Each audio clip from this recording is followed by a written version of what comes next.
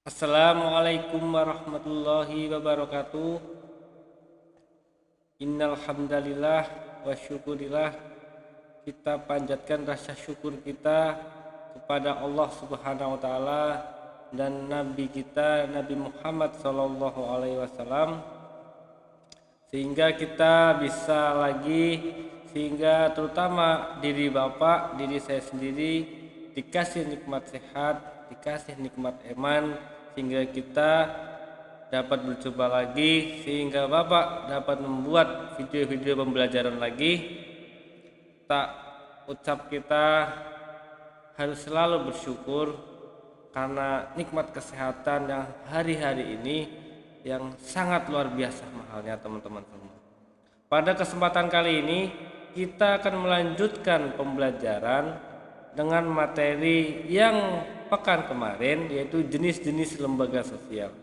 Adapun nanti sebelum kita bahas, alangkah lebih baiknya kita berdoa dahulu dengan membaca basmalah. Oke, terima kasih teman-teman semua. Mungkin ini video buat pekan depan, tapi ketika Bapak merekam video ini berdepatan dengan Hari Pahlawan Nasional, yaitu 10 November.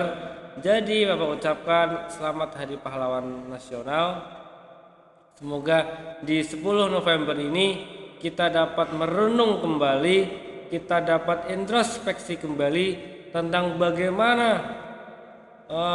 nenek moyang kita, bagaimana para pendahulu sebelum kita berjuang mati-matian untuk memproklamasikan, untuk memerdekakan bangsa ini.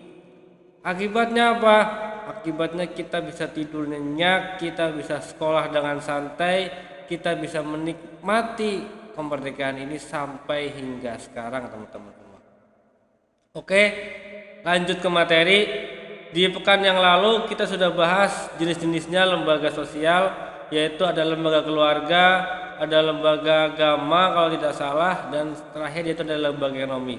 Pada pertemuan kali ini sama materinya masih lembaga-lembaga sosial, namun pada pertemuan ini kurang lebih ada 4, teman-teman semua. Ada lembaga pendidikan, ada lembaga politik, ada lembaga budaya, dan yang terakhir yaitu lembaga hukum. Keempat ini yang kurang lebih 10 menit yang akan datang kita bahas satu persatu. Semoga kelas 7 semua, baik putra maupun putri, bisa fokus, bisa tenang sebentar untuk memperhatikan penjelasan dari Bapak. Oke, lanjut teman-teman semua. Yang pertama, lembaga pendidikan, teman-teman semua. Secara harfiah, secara kodratnya, lembaga pendidikan merupakan suatu proses yang menumbuhkan penyadaran diri, ditandai dengan adanya pertukaran pengetahuan.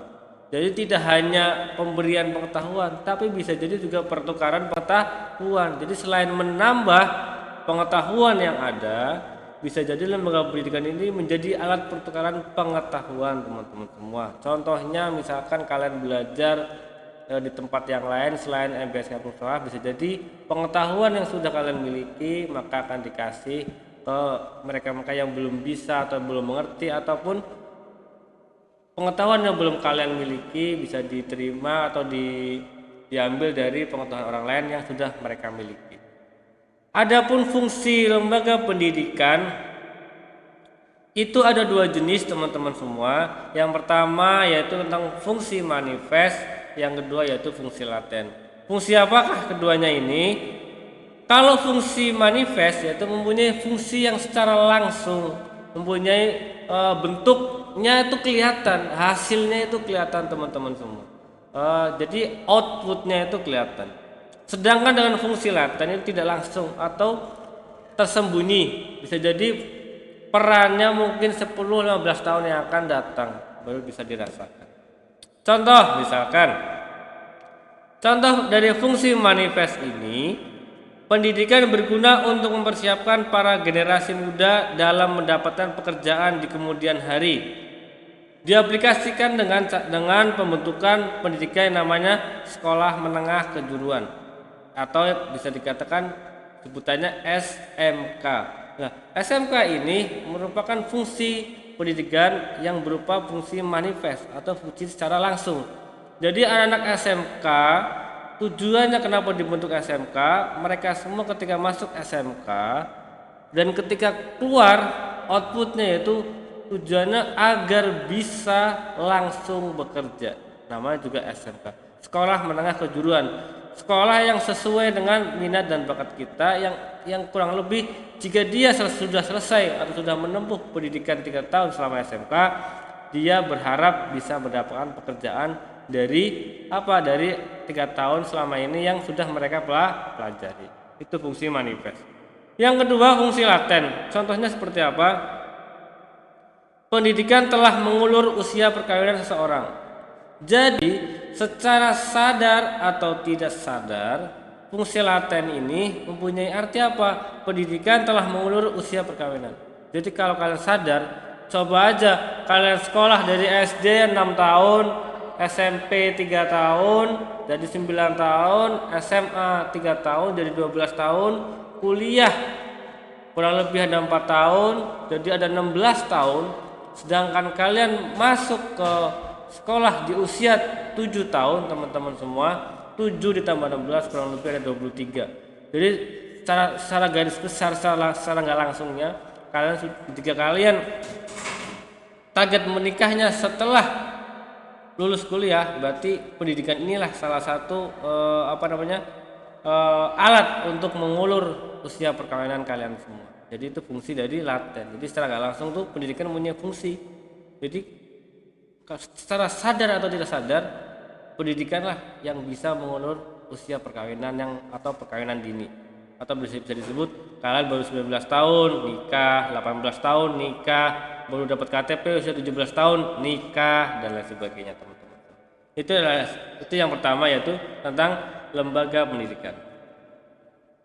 Mari kita lanjut. Yaitu yang kedua, yaitu lembaga politik. Lembaga politik merupakan lembaga yang secara khusus memiliki wewenang untuk menjalankan kekuasaan pada wilayah tertentu. Jadi yang menjalankan roda pemerintahan berada di tangan lembaga politik. Lembaga politik itu terdiri dari DPR, terdiri dari DPRD, terdiri dari DPD, terdiri dari alat-alat pemerintahan. Semacam itu, yaitu lembaga politik, atau bisa juga partai-partai.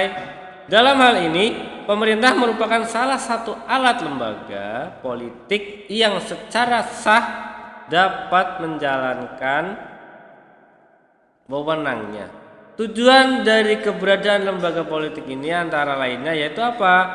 Yaitu ingin menegakkan kedaulatan dan keadilan serta memastikan pelayanan sosial bagi para warganya.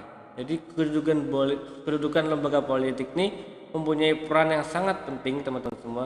Dia sebagai, kalau kata-kata sekarang tuh sebagai oposisi, harusnya sebagai oposisi. Untuk apa? Untuk memastikan bagaimana pelayanan-pelayanan sosial dari pemerintah kepada rakyatnya. Itu yang harusnya peran atau fungsi dari lembaga politik. Sekali lagi apa tekankan, lembaga politik bisa berupa partai, bisa berupa dewan perwakilan daerah, dewan perwakilan rakyat pusat, provinsi, atau yang sejenisnya, teman-teman. Oke, mari kita lanjut.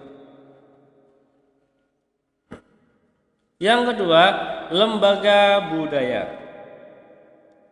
Lembaga budaya ialah lembaga publik dalam suatu negara yang berperan dalam pengembangan budaya, ilmu pengetahuan, lingkungan, seni, dan pendidikan pada masyarakat yang ada pada suatu daerah atau negara. Itu lembaga budaya. Jadi inti dari lembaga budaya fungsinya yaitu apa? Untuk melestarikan budaya yang ada di Indonesia. Itu kalau ada di Indonesia, itu fungsi dari lembaga budaya.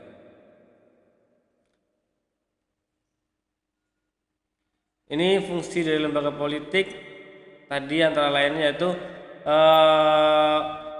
sosial yang mengatur hubungan kekuasaan warga masyarakat. Nah, fungsinya antara lain yaitu menghubungkan antara kekuasaan dengan warga masyarakat sehingga keteraturan tertib sosial terpelihara. Itu salah satu lembaga politik yang tadi.